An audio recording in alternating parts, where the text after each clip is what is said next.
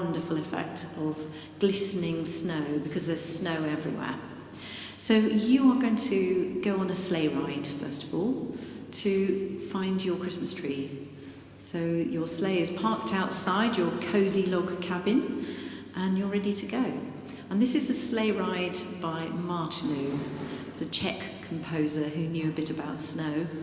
And I think it's beautiful because you feel the scenery changing as you go through. You can hear the bells at the beginning, and then there's a little section where the music changes and it's much smoother, and it's like the landscape is different. So we're off to get our Christmas tree with Martinu.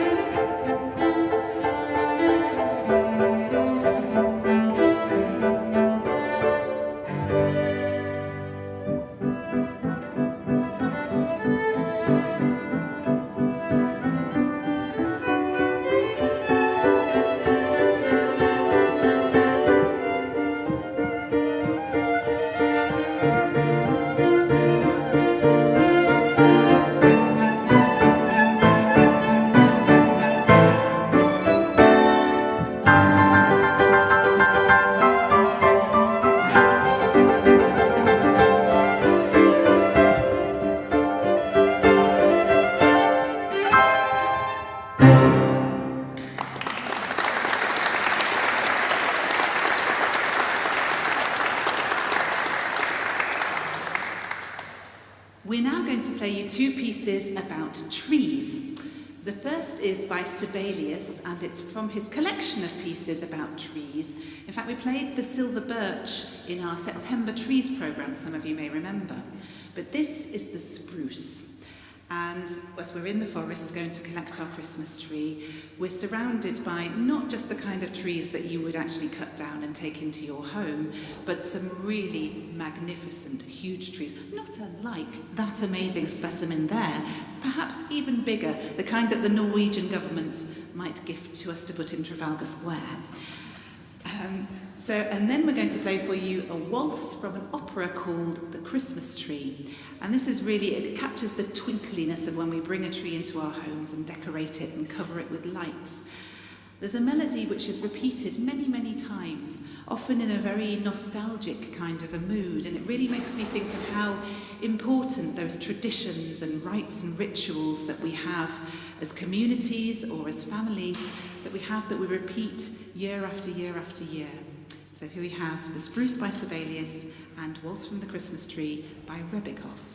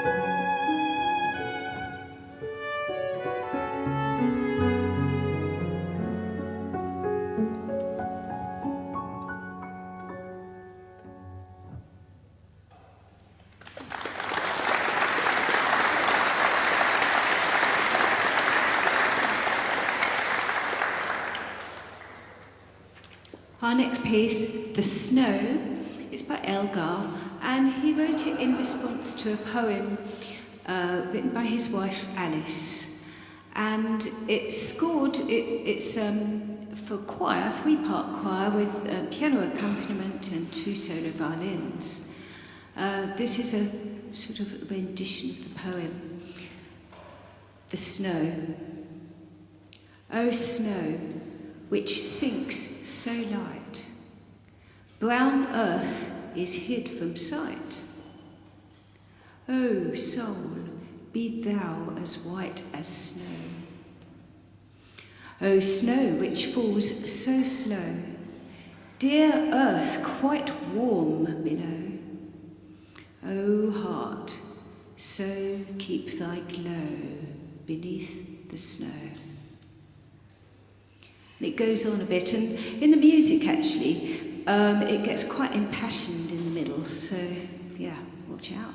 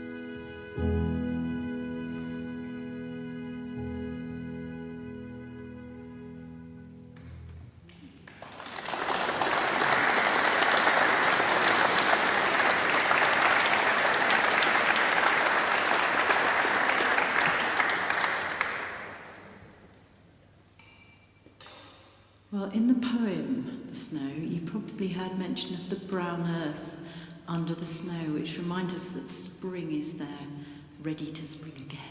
And that links nicely with Jackie's reading, which she'll introduce, but it's about the seasons, isn't it?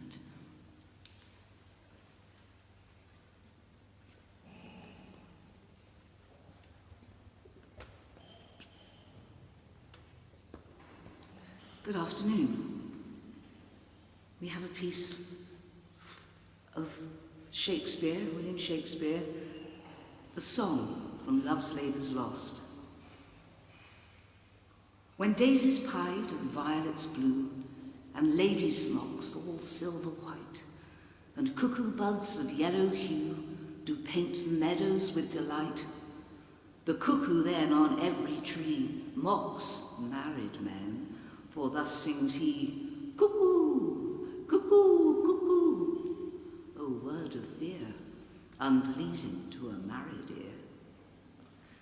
When shepherds pipe on oaten straws, and merry larks are ploughmen's clocks, when turtles tread and rooks and daws, and maidens bleach their summer smocks, the cuckoo then on every tree mocks married men, for thus sings he, cuckoo, cuckoo, cuckoo, a word of fear, unpleasing to a married ear. When icicles hang by the wall, and Dick the shepherd blows his nail, and Tom bears logs into the hall, and milk comes frozen home and pale, when blood is nipped and ways be foul, then nightly sings the staring owl, to-wit, to-woo, a merry note, while greasy Joan doth keel the pot. When all aloud the wind doth blow, and coughing drowns the parson's saw, and birds sit brooding in the snow, and Marion's nose looks red and raw, when roasted crabs hiss in the bowl, then nightly sings the staring owl, to-wit, to-woo, a merry note, while greasy Dome doth keel the pot. The words of Mercury are harsh after the songs of Apollo. You that way, we this way.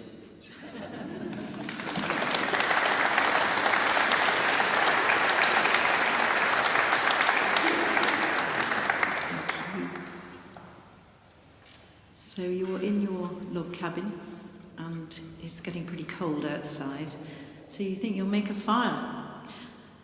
Well, Vivaldi, when he wrote his Four Seasons, in particular, we're talking about winter here, the slow movement of winter is inspired by a poem that he wrote himself, and it describes how you are sitting in front of your lovely fire, all nice and warm and cosy, while outside there's rain, in our case possibly sleet, making everybody wet and cold.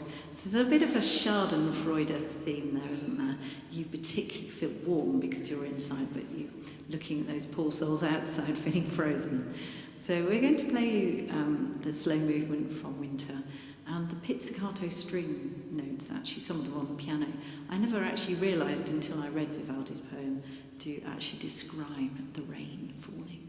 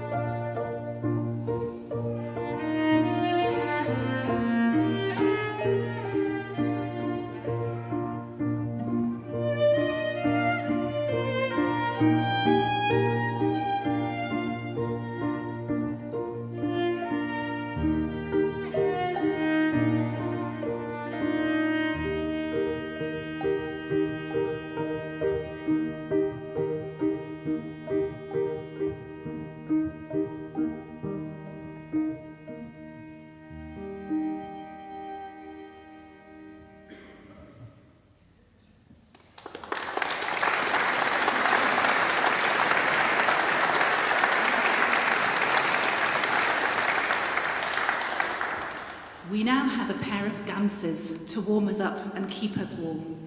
The first of which is a tango called Kiss of Fire by Rialdo.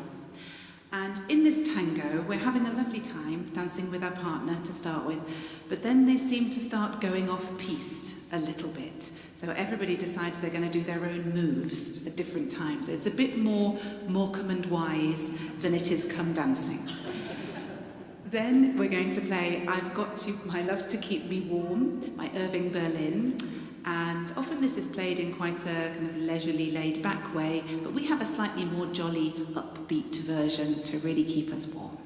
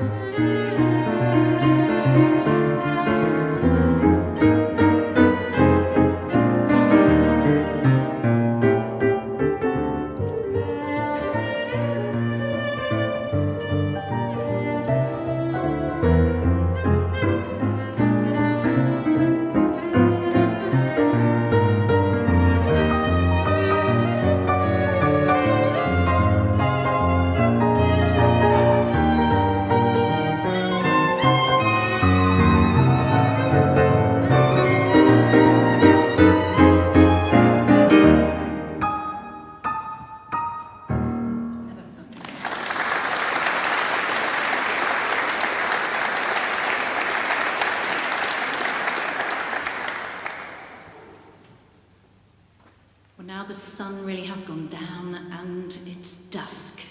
That's the name of our next piece, which is a slow waltz by British composer Cecil Armstrong Gibbs. Some of you might remember in September we did play a little piece of his, Walden I think it was, or Wood something anyway, from the Yorkshire Dale Suite. And he's a wonderful composer, uses the most beautiful lush chords. This is very much in the light music style that British orchestras do rather well. And it is a piece that was asked for specially by Princess Elizabeth, as she then was, for her 18th birthday ball. So you can imagine her dancing around this rather beautiful slow waltz.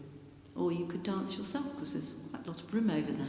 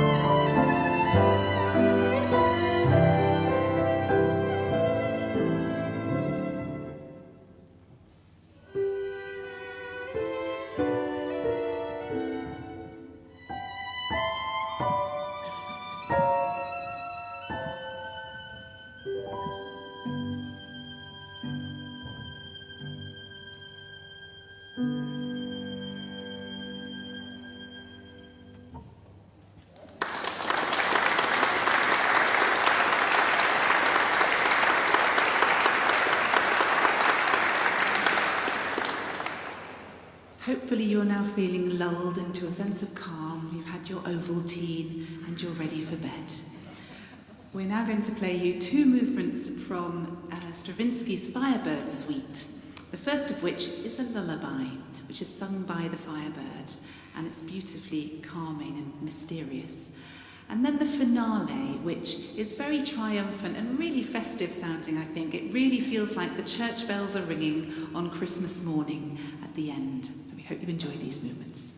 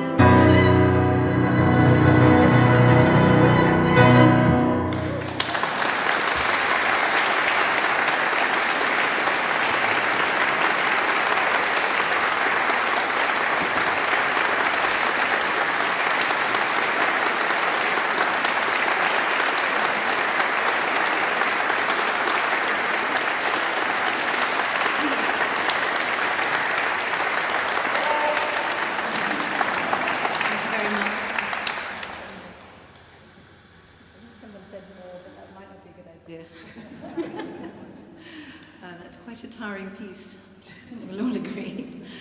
But isn't it wonderful the way it builds up from that lullaby through the magic of the firebird falling asleep and everybody falling asleep, all the magic creatures, and then suddenly it is very like church bells at the end, isn't it? Really wonderful stuff. So we hope that you don't come in January because there isn't a concert, partly why I gave you flyers and so on. We start again in February, and our programme then is one of music by composers of African origin. So they are mostly American, but not all, and it will be a very exciting programme. You may have heard of some of the composers, but one thing's for sure, you won't have heard enough of them. So the wonderful William Grant Still, we've got some music by him, which is simply wonderful, and Margaret Bond, you may not have heard of her, but she is an astounding composer. Florence Price gets quite a lot of airtime these days, but when we first played her, actually was hardly heard of at all, so there you go, you've helped. And lots of other composers, you can probably suggest a few. There's one I can never remember his name, he was a contemporary of Mozart. Joseph Boulogne, Chevalier de Saint-Georges. Isn't that wonderful? And so you can imagine him in his week writing these wonderful violin concertos and things like that. So we will play something from him. So how does it work here? Anybody not been